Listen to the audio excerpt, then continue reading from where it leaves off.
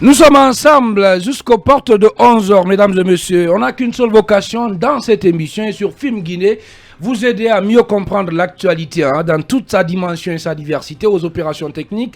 Nous bénéficions de l'appui de Tcherno Hassan Diaoune à la régie du Colosse Ibrahim Silla. Il en ressort des dernières conclusions du sommet de la CEDEAO tenu à Abuja plutôt, que les autorités guinéennes ont réussi à faire admettre les 10 étapes de la transition et toutefois la formule utilisée par le communiqué final reste confuse au sujet du point de départ, du chronogramme. Justement, c'est important de le mentionner, tout juste est-il écrit dans le communiqué final donc, des chefs d'État. La conférence insiste sur le fait que la mise en œuvre du calendrier de 24 mois commence immédiatement et non à une date ultérieure. Et que faut-il entendre par là? Que le chronogramme court à partir du sommet le dimanche dernier, ou bien le point de départ serait la date de signature de l'accord sur le chronogramme.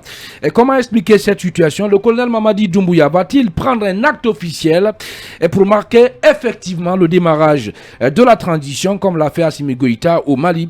On en parlera bien entendu au compte de cette émission. Et je le précise aussi que notre invité exceptionnel dans le Hot Talk, c'est Ben Youssouf Keïta. Il est le président donc du parti ACP. Avec lui, il sera essentiellement question de l'actualité politique fortement dominée par les conclusions, bien entendu, du dernier sommet de la CEDEAO qui s'est donc tenu dimanche dernier à Abuja. Mais bien avant, on va parler, Mamadou Baldé, de Mohamed Saïd. Mohamed Saïd, qui a été finalement exclu du RPG Arc-en-Ciel. Voilà, entre guillemets, l'ancien, si on peut l'appeler comme ça, inspecteur général inspecteur du parti RPG. Autoproclamé. Autoproclamé. Inspecteur. Si on l'a exclu, c'est parce qu'en réalité, il assumait ses fonctions. Non, pas du tout.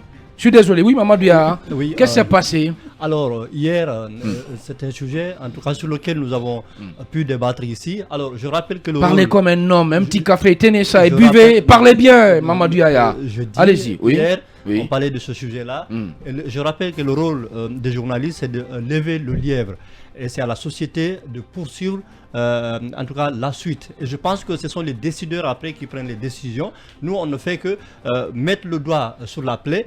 Et comme on l'a dit hier, c'était un acte quand même audacieux, un acte assez fort. Le fait d'utiliser, en tout cas, l'image du parti, mais aussi le nom du parti pour communiquer pendant qu'on est un simple militant. Non, c'était pas un simple militant. Je pense que non, mais laisse-moi, mais aujourd'hui, la décision qui est tombée, mais prouve qu'il n'avait pas réellement, en tout cas, des fonctions importantes au sein du parti. Moi, alors, hier, je le disais ici, j'ai posé la question de la possibilité ou de l'éventualité de le traduire devant le conseil des disciplines. Parce qu'on sait comment les institutions, les organisations fonctionnent. Il y a de la discipline à l'intérieur. Donc, c'est pas parce que, oui, on est militant, on est un citoyen, qu'on peut se permettre, lorsqu'on appartient à une organisation, d'avoir une certaine liberté de prendre des décisions ou de parler. C'est réglementé au sein des partis. Donc, il faut qu'on se soumette à cette discipline dans les partis politiques. Mais je considère quand même que le parti allait assez très loin, parce que je pense qu'on pouvait quand même essayer d'abord de le suspendre ou de le blâmer, et pourquoi pas utiliser les sages à l'intérieur du parti pour essayer de trouver une médiation à l'interne. Mais aller directement pour l'exclure définitivement du parti, je trouve également à ce niveau un dysfonctionnement. On n'a pas utilisé tous les recours possibles à l'intérieur. C'est vrai que je n'ai pas lu les textes du parti, mais je pense que normalement, dans tous ces organismes-là, d'abord, on doit chercher à comprendre ce qui s'est passé, mais aussi suivre un certain nombre de procédures, et parmi lesquelles le blâme, la suspension, et si ça persiste, on peut maintenant prendre cette décision fatale qui consiste à exclure. Mais aller comme ça directement pour une exclusion définitive, je pense qu'ils sont allés très loin, et on aurait pu éviter cela aussi. On aurait pu éviter cela. Mais quelle est votre lecture, Ibrahim Assorilen Konsouma, quand même, sur cette exclusion, de ce militant du RPG? Je rappelle hier que vous avez tiré à boulet rouge sur lui.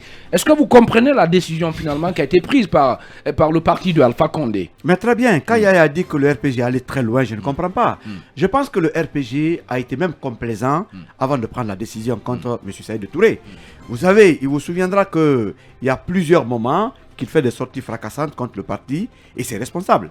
Il est allé jusqu'à interdire même la parole aux responsables du parti à un moment donné. Oui, parce qu'il était inspecteur. Oui, Khalil, tu n'es pas du RPG. Non, on va se référer au texte du RPG. Allez ben, non, oui. Donc c'est pourquoi je vais lire tout à l'heure le texte du RPG. Oui. Je suis légaliste, donc tout ce qui est hors la loi, je m'oppose.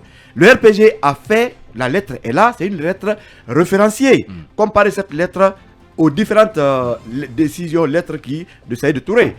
On dit décision portant exclusion définitive du militant Mohamed Saïd Touré du parti.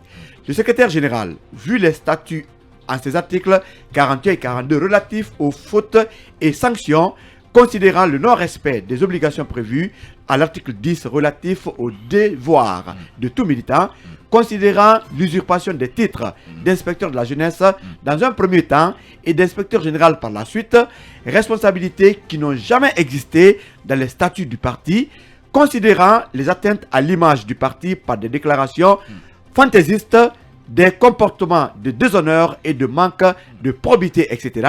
En conséquence, le Conseil de discipline, sous la diligence de la direction nationale, s'est donc prononcé sur l'exclusion définitive de M. Mohamed Saïd Touré, militant sans aucun titre ni fonction du Rassemblement du peuple de Guinée, RPG Arc-en-Ciel. Décision entérinée suite à la réunion ordinaire du Conseil national exécutif provisoire en date du jeudi 9 décembre 2022, article 2, article 1er.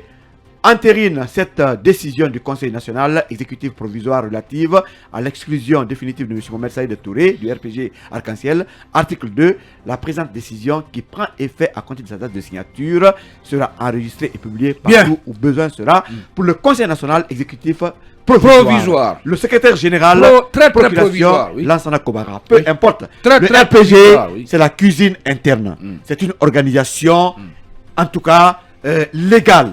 Donc, leur cuisine interne les appartient. Mais aujourd'hui, on a comme impression qu'il y a eu des missionnaires contre le RPG. Quoi qu'on dise, le RPG a un président provisoire. C'est Dr Kassori Fofana, officiellement. Lincoln. Ok?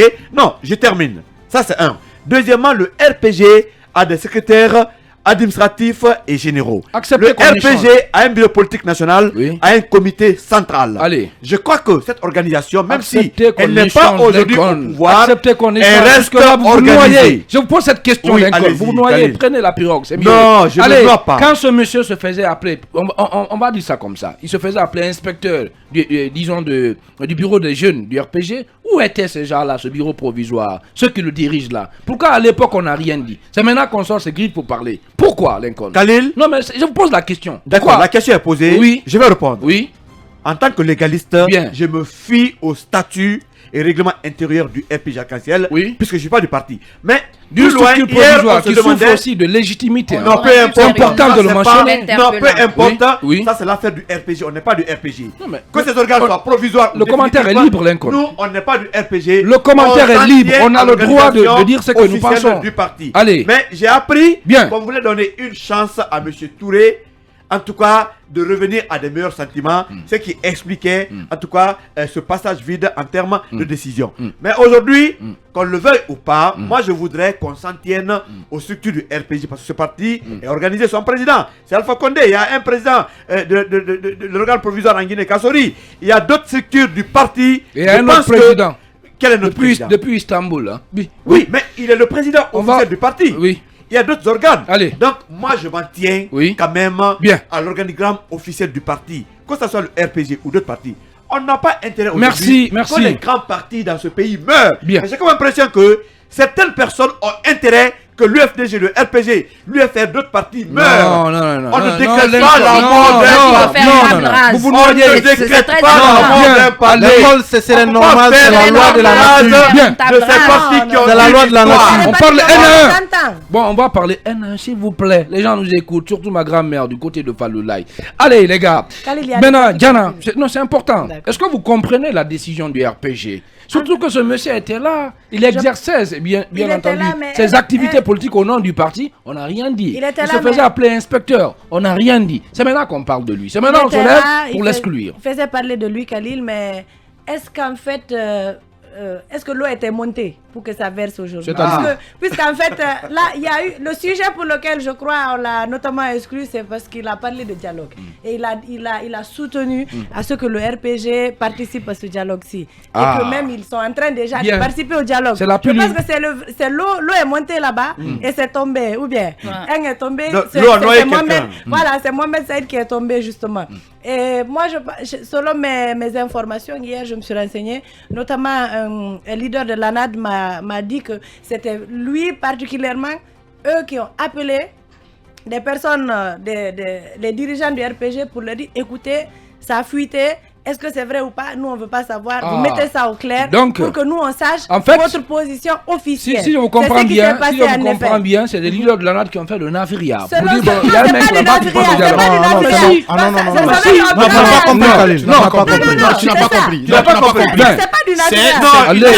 Allez, normal. On va se calmer, les gars. Exactement. C'est pour clarifier les positions. On travaille ensemble. Et chez toi, il y a ton fils qui vient on se dit qu'il y a ton fils qui vient... on a une position commune et chez toi il y a des discordances. Il faudrait que tu mettes ça au clair. Et je crois que voilà d'où vient réellement l'exclusion de ce monsieur-là qui, selon le RPG, n'a pas de fonction officielle au sein du RPG. Bien, oui, allez, Diarra Guirassy rapidement, qui n'est pas forcément d'accord, hein, pas du tout. Oui, mais... Vous pensez que c'est une injustice, surtout que la procédure, disons, selon Mamadou Abalde n'a pas été respectée, le monsieur n'a pas été averti, il n'a pas été blâmé. Non, attendez, on n'est pas du RPG, mais on a le droit... Lincoln, si vous le permettez, on n'est pas du RPG, mais on a le droit, n'est-ce pas, de dire ce que nous pensons. Ben voilà, allez-y. Dans la mesure où Mohamed Saïd Touré s'est réclamé inspecteur général de la jeunesse du RPG Arc-en-Ciel pendant un bon moment sans qu'il ne soit interpellé, je me dis que qui ne dit rien consent, ça veut dire qu'il relève justement du parti RPG Arc-en-Ciel. Et qu'il exerce ses fonctions. Sinon, le bureau politique aurait pris une note pour justement l'interpeller par rapport à la fonction qu'il s'attribue. Mais si ça n'a pas été fait, je pense que justement le parti avait reconnu Mohamed Saïd. L'autre chose, c'est au sein du parti RPG, nous savons quand même que le parti là a toujours fonctionné sur cette base. Comment? Parce que nous avons vu qu'au temps d'Alpha Condé, nous avons vu qu'il y avait des directeurs qui étaient beaucoup plus influents que même des ministres qui n'avaient pas de protocole avec Alpha Condé, qui disaient quelque chose et qui se passait là. Si aujourd'hui, Mohamed Saïd Touré se met dans la même position et il fait la même chose, je pense que c'est le parti qui lui a donné cette voix, c'est ce qu'il a vu au parti et c'est ce qui l'a fait prospérer. Donc on l'en veut pour rien, c'est ça? Diarra Guirassy. Justement. Voilà, c'est votre avis. Voilà. Allez, Moustapha. Et puis nous sommes dans un état démocratique. Nous sommes dans un état démocratique. Bien. C'est les positionnements qui font la valeur de cette démocratie. Merci beaucoup Diarra Guirassy pour cette précision-là. Moustapha Bikiwi, qu'est-ce que vous pensez de ça? De cette exclusion de Mohamed Saïd là. Est-ce que vous êtes d'accord avec Diarra Guirassy qui pense que voilà, en réalité c'est parce que on a tout simplement voulu se débarrasser du monsieur et bien qu'on a décidé de l'exclure. Sinon il exerçait bien ses fonctions d'inspecteur au sein du parti. Cela dénote du désordre qui a caractérisé le RPG Arc-en-Ciel depuis sous Alpha Condé. Quand je dis sous Alpha Condé, depuis quand le papy était encore au pouvoir. Diana a fait une révélation très importante. Les deux autres membres du trio, donc l'ANAD et le FNDC politique ont besoin d'être rassurés. Donc le RPG doit clarifier sa position.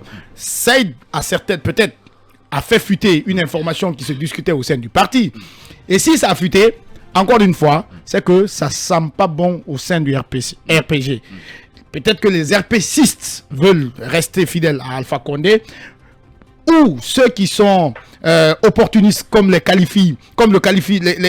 les qualifie, veulent se rapprocher du CNRD parce que il n'y a plus d'entrée d'argent. Est-ce que c'est mauvais de dire on veut dialoguer? Est-ce que c'est un crime, Lincoln? Le désordre qui caractérise le désordre qui caractérise encore une fois le RPG Arc-en-Ciel.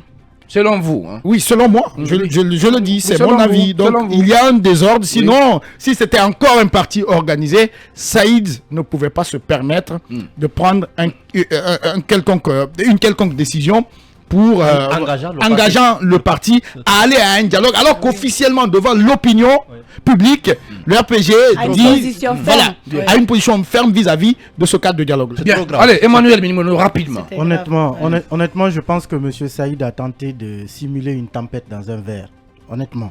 Parce que même si vous dites que ça fait longtemps qu'il parlait en tant qu'inspecteur au nom du parti et qu'il n'y a pas eu personne n'a réagi, on ne sait pas. Peut-être qu'à l'interne, quelqu'un l'a blâmé. Peut-être qu'on l'avait déjà averti pour lui demander d'arrêter. Personne n'en sait.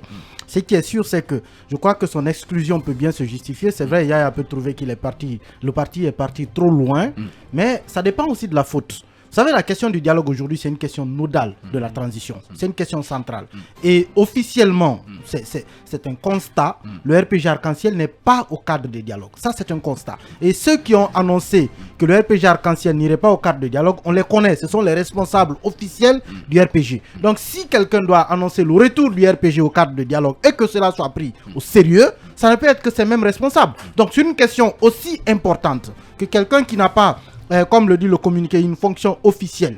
Et même la fonction qu'il s'attribue n'est pas une fonction qui lui permettrait d'engager le parti dans une question aussi sensible. Je crois que oui, la faute est suffisamment grave pour aller jusqu'à son exclusion. C'est vrai, on est dans un espace démocratique où la contradiction des idées fait la beauté de la vie politique, mais dans les organisations, il y a des règlements intérieurs, il y a des statuts, il y a une certaine discipline à laquelle on se plie. Ce n'est pas parce que Khalil, vous êtes... Non, je termine par là. Ce n'est pas parce qu'aujourd'hui vous êtes assis à la place d'Abouakar Diallo, vous présentez une émission qui remplace son émission, que vous pouvez aller signer un document au nom d'Abouakar Diallo. On va t'exclure aussi. Il y a une sorte... Il y a une discipline dans chaque organisation où on ne peut pas se permettre un laisser-aller. Je crois que M. Saïd est allé trop loin. M. Saïd n'a pas... Même si la fonction d'inspecteur était une fonction officielle, je ne pense pas qu'elle soit une fonction de qualité à lui permettre de se prononcer sur une question aussi sensible, aussi importante. Oui, aussi importante. Mais Emmanuel, j'ai bien envie de vous poser cette question-là. Qu'est-ce que vous pensez de la démarche de ces leaders de l'ANAD, en tout cas selon Yana, qui ont mis la pression sur le RPG pour dire non, vous avez un monsieur là-bas. Il a... Non, mais si, ça arrive. Je ne pense pas que c'est de la pression. Mais... Ça tout l'air. Non, voilà. Je ne pense pas que c'est de la Justement. pression. Aujourd'hui, regardez le monsieur a parlé de dialogue. Est-ce que c'est un crime? Est-ce que je dis que la question du dialogue aujourd'hui, la question du dialogue aujourd'hui, c'est la question centrale de la transition. Justement. Toutes les autres questions ont été réglées. Même la durée de la transition, c'est réglé. Le seul problème qui reste aujourd'hui sans solution encore, c'est celui lié au dialogue, notamment la participation des partis, l'ANAD, le RPG Arc-en-Ciel et le FNDC politique. C'est cela le problème aujourd'hui. Et pourquoi l'ANAD peut se poser la question au niveau du RPG Arc-en-Ciel? Déjà, ce sont deux compagnons hier qui étaient pratiquement ennemis, qui aujourd'hui décident de marcher ensemble, et tout d'un coup, l'un voit chez l'autre une position contradictoire. Évidemment que l'ANAD est dans son droit de demander au RPG de clarifier est-ce que ce communiqué engage le RPG en tant que parti. C'est normal. Est-ce que l'ANAD prenne des dispositions? C'est normal que l'ANAD demande cette clarification. Ce que dit Emmanuel. Je vais finir rapidement. C'est possible que le RPG se retire du trio et vienne au dialogue. Ce n'est pas interdit. Ce n'est pas interdit. Mais c'est important. C'est important pour l'ANAD de savoir est-ce que le RPG a pris cette décision pour que lui aussi puisse peut-être se repositionner en fonction du départ du RPG. Mais quand vous êtes avec un compagnon qui est dont vous avez une partie avec vous qui vous dit on n'est pas dans le dialogue, et derrière vous avez une autre partie qui dit on est dans le dialogue, évidemment que l'ANAD doit clarifier pour une question de cohérence, je vous demande ceci. Est-ce que le RPG avait appelé, en tout cas c'est Loudalen Diallo ou un leader de l'UFDG pour lui dire attention, vous avez un représentant au gouvernement qu'on appelle Ousmane Gawal Diallo. Attendez, c'est une question que je vous pose là, les gars. Justement, Emmanuel, est-ce que ça avait été fait? Et si c'était fait, comment on aurait perçu cela, Emmanuel? C'est une question qui... Je pense que ça se pose. Je pense que ça ne s'applique pas. Attendez, Khalil, soyez unanime avec moi. Si le RPG Arc-en-Ciel quitte aujourd'hui le trio et rejoint le cadre de dialogue, le duo restant peut être marginalisé. concrètement, il peut être marginalisé. La question est tellement importante que l'ANAD ne peut pas se permettre de savoir qu'elle est en train de jouer avec un RPG qui joue à un double jeu. Et étant donné que la position officielle du RPG, c'est celle de ne pas être dans le dialogue, elle a fait un communiqué, le RPG a fait un communiqué, il a rassuré ses compagnons du trio. La question est réglée de mon point de vue. Allez, Diarra Guirassy ou Lincoln, est-ce que finalement on n'a pas peur de ce Mohamed Saïd? Peut-être il incarne l'avenir du parti. Est-ce qu'il a déjà brigué une voix au sein de la formation politique? Allez, c'est une question que je vous pose, Lincoln. Le RPG, on va s'écouter. Mais Khalil a besoin de pirogue lui-même. Allez. Le RPG, oui, allez-y. Khalil, si vous le permettez, Khalil, on va laisser Lincoln. Allez, non, pas du tout. Excusez-moi, Khalil, le RPG est un parti historique. Je viens de recevoir un document pour dire que ce parti est encore historique.